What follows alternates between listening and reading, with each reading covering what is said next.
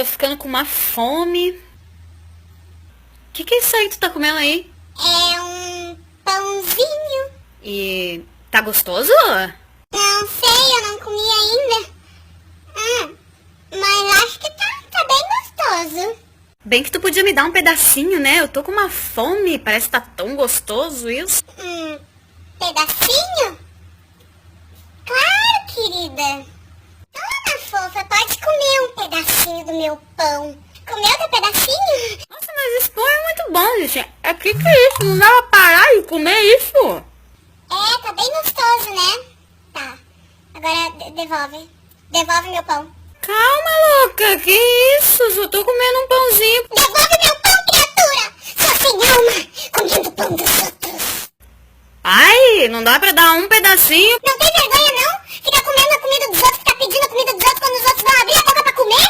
Ai, que ódio que eu tô! Olha que é feio, hein? É feio ficar negando comida pros outros. É muito feio isso pra ti, hein? Acho que é fácil ficar olhando tu comer a minha comida enquanto eu queria estar comendo a minha comida. Por que não compra a tua comida? Tem que ficar olhando a dos outros. Às vezes fica constrangente, não dá. Eu só dei pra ser querida. Não te preocupa, eu vou. Ó, pega, vou te devolver. Ah, vai querer devolver agora? Essa titiquinha que sobrou desse pão babado? Faz o seguinte, queridinha. Pega, come e se engasga.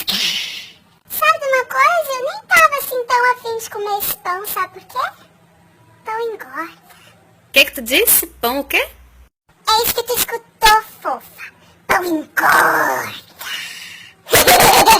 Vai direto pra teu culote, pra tua bunda.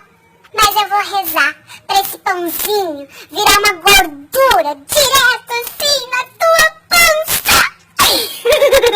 Viu, fofa? Quando alguém estiver comendo na tua frente, não pede a comida dos outros, compra a tua.